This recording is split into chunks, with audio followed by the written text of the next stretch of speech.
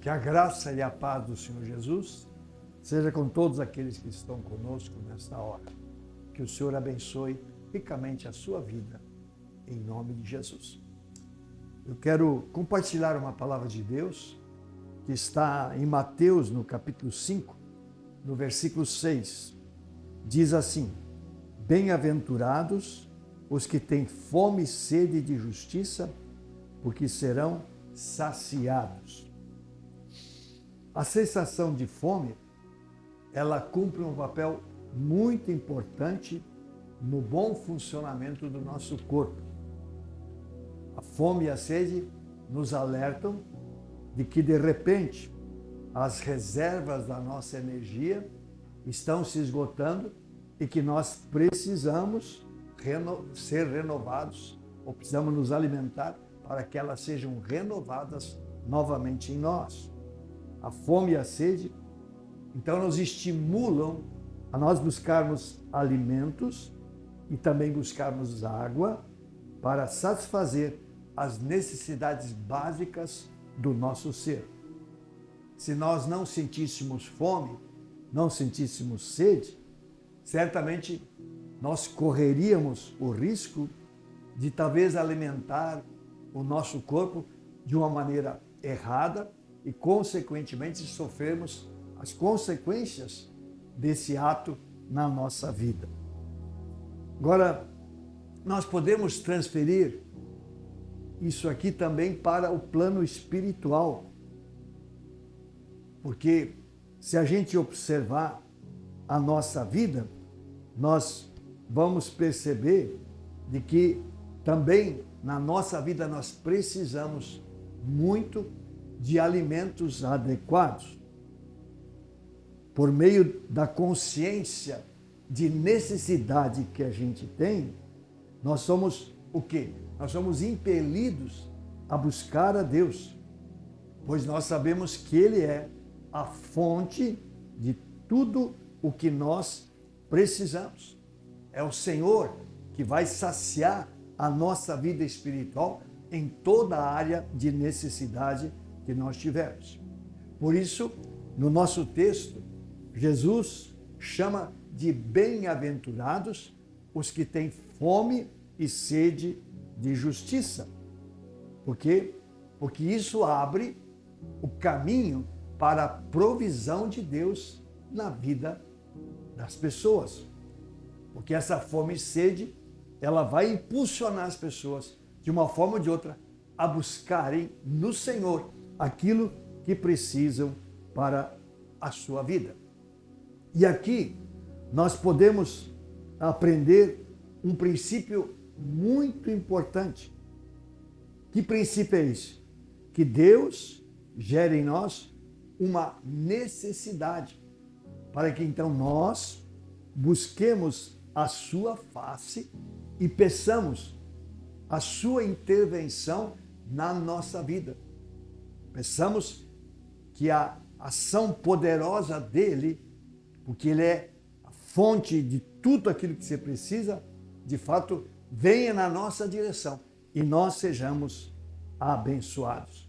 Muitas vezes, para que nós nos conscientizemos da nossa necessidade de buscar a Deus, o Senhor, às vezes, até permite situações difíceis, às vezes fracassos, às vezes derrotas pessoais, ou às vezes uma sensação de um vazio muito grande dentro de nós, ou uma insatisfação com como as coisas estão caminhando na nossa vida.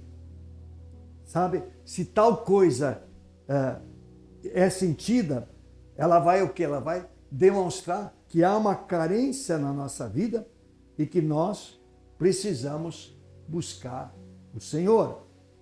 Se você, de repente, estiver enfrentando uma dessas sensações mencionadas acima, talvez você precisa processar isso e talvez você reconheça a necessidade de buscar a Jesus, porque Ele é a fonte do pão, Ele é a fonte que vai saciar a sede da sua vida.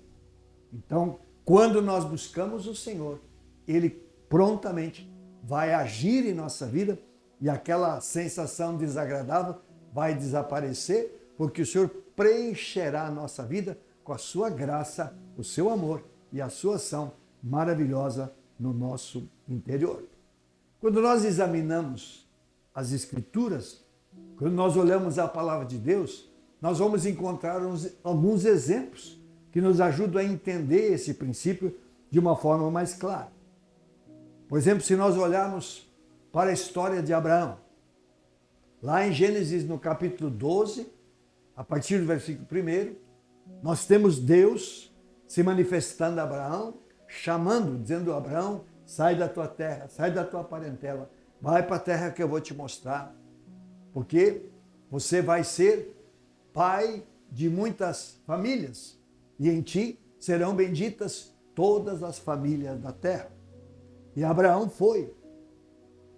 Só que passaram-se os anos e simplesmente não vinha o descendente de Abraão.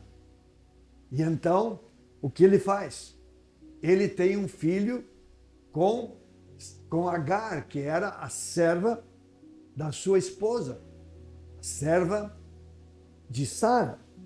E isso resulta numa profunda angústia pessoal na vida de Abraão. Resultou de tentar, isso resultou porque ele tentou resolver o problema através dos seus próprios esforços e não cumpriu aquilo que Deus realmente queria que ele fizesse. E é claro, gerou consequências até hoje, porque ainda hoje Israel sofre as consequências de uma decisão equivocada de Abraão. Então, quando nós tentamos, às vezes, suprir no nosso próprio esforço, usando os nossos próprios recursos, nós vamos sofrer e ter problemas. Precisamos esperar o tempo certo e a ação de Deus para que então os propósitos do Senhor se cumpram plenamente na nossa vida. Podemos também citar Moisés. Quando Moisés nasceu, havia um decreto no Egito que todos os meninos dos israelitas que nascessem deviam de ser mortos, jogados no rio Nilo. Mas quando Moisés nasce, os seus pais o esconderam por um tempo e, não podendo mais escondê-lo, decidiram fazer um cestinho coberto de piche, de betume, e o largaram no rio Nilo. E esse cestinho foi parar exatamente onde a filha de Faraó estava se banhando. E ela viu aquela criança e a adotou, fazendo de Moisés o seu filho adotivo. Quando Moisés tem 40 anos, ele vai visitar o seu povo, porque dentro dele havia uma convicção de que Deus tinha um projeto para ele. E ele vai, e quando ele vai até onde os israelitas moravam, lá no Egito, ele percebe um egípcio batendo no israelita, e então Moisés, ele age e mata aquele egípcio que estava batendo no seu compatriota. Agora, o que a gente percebe aqui? Ele imaginava que na sua própria força ele poderia agora fazer com que o plano de Deus se cumprisse. Mas não é assim que as coisas funcionam. E isso atrasou 40 anos o processo. Moisés teve que ir ao deserto, lá, cuidar de ovelhas. E depois, no tempo certo, Deus se manifesta a ele e o traz ao Egito. E ele se torna o grande libertador do seu povo do cativeiro egípcio. Deus tem propósitos e precisamos entender isso. Podemos citar Pedro. Nos últimos encontros de Jesus com os seus discípulos, Jesus lhes diz que naquele momento eles não poderiam acompanhá-lo para onde ele iria, Jesus estava indo para a prisão, para o seu julgamento, para a sua morte. Mas Pedro, aquele Pedro impulsivo, ele disse: não, Jesus, por que eu não posso ir com o Senhor? Eu estou pronto até mesmo para morrer pelo Senhor. E Jesus lhe diz: Pedro, antes que o galo cante, você vai me negar 3 vezes. E então Jesus é preso e Pedro vai até o pátio do sumo sacerdote para acompanhar o processo. E ali ele é inquirido: você também é um dos discípulos de Jesus? E ele nega Jesus 3 vezes. E é claro, você imagina a frustração de Pedro, a tristeza de Pedro. Mas se nós formos analisar, foi esta frustração, a frustração dos projetos de Pedro, que abriu o caminho para a ação de Deus na sua vida, para que ele pudesse se tornar ali adiante o grande líder da igreja que estava nascendo. Então, nesses 3 exemplos, nós percebemos que foi necessário que aqueles homens experimentassem a derrota, para que depois o Senhor edificasse as suas vidas e levasse a vida de cada um deles ao propósito real que o Senhor tinha para cada um deles. E esta é uma lição tão importante que a gente precisa compreender. Por isso, o nosso texto diz: bem-aventurados os que têm fome e sede de justiça, porque serão saciados. Nós concluímos que nós devemos nos alegrar nas situações que revelam as nossas necessidades, a nossa condição de famintos e sedentos. Por que nos alegrar nisso? Porque esses sentimentos, essa condição, certamente nos impulsionará a irmos à fonte, a irmos a Jesus, porque Ele é o pão da vida, Ele é a água que mata a sede. Jesus diz aqui no texto: bem-aventurados os que têm fome e que têm sede.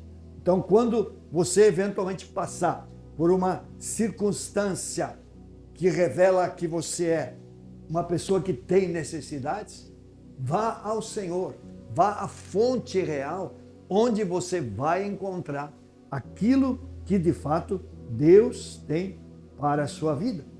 Porque quando você vai a Jesus, o pão da vida, a água que mata a sede, certamente você será saciado, você será fortalecido para que possa viver uma vida de vitória e uma vida de abundância que o Senhor tem para cada um de você. Sabe, Deus tem um real propósito para cada um. E quando nós entendemos os tempos de Deus, quando nós somos sensíveis às ações, às vezes periféricas de Deus ao nosso redor, para nos impulsionar a irmos à fonte, ao pão e à água, que são Jesus, então, certamente, nós experimentaremos o propósito real de Deus para as nossas vidas. Seremos pessoas de fato satisfeitas e viveremos uma vida que vale a pena de ser vivida, porque este é o projeto do Senhor para cada um daqueles que creem no seu nome. Por isso, bem-aventurados os que têm fome e sede de justiça, porque eles serão saciados. Deus abençoe a sua vida. Vamos orar. Senhor Deus, obrigado. Tu és um Deus maravilhoso que ages de tantas maneiras diferentes para nos abençoar, para se revelar ao nosso coração, mas também para nos atrair para perto do Senhor, porque o Senhor é a fonte real de tudo aquilo que todo e qualquer ser humano precisar para a sua vida. Por isso, Senhor, eu quero colocar cada pessoa que está conectada conosco na Tua presença. Quero orar: Deus, trabalha em cada coração. Deus, leva cada um, de fato, a avaliar o seu mundo interior, circunstâncias pelas quais está passando. Porque, de repente, Deus, o Senhor, está querendo levá-lo a contatar com o Senhor, a buscar no Senhor aquilo que a sua alma precisa, porque o Senhor é um Deus que supre e que realmente gera e concede vida e vida com abundância. Por isso, Senhor, eu oro, Deus, em nome de Jesus, que a tua bênção alcance cada um nesta hora, em teu nome, Jesus. Amém. Só lembrando nossas atividades, fim de semana, sábado, nós temos a junção jovem, são jovens e os teens que se reunirão para um tempo muito tremendo na presença do Senhor. Convidamos a todos, jovens, teens, para estarem, porque certamente haverá uma ação poderosa de Deus e o Senhor trará graça e bênção sobre cada um. E domingo, primeiro domingo do mês, domingo de ceia, tempo de comunhão, o povo do Senhor está reunido, venha, participe, domingo pela manhã, 9 horas, e à noite, às 18 horas, venha, comungue com os irmãos, seja abençoado nessa comunhão e cada vez mais se firme nesse Senhor maravilhoso. Obrigado por você ter estado conosco. Deus abençoe a sua vida e a sua.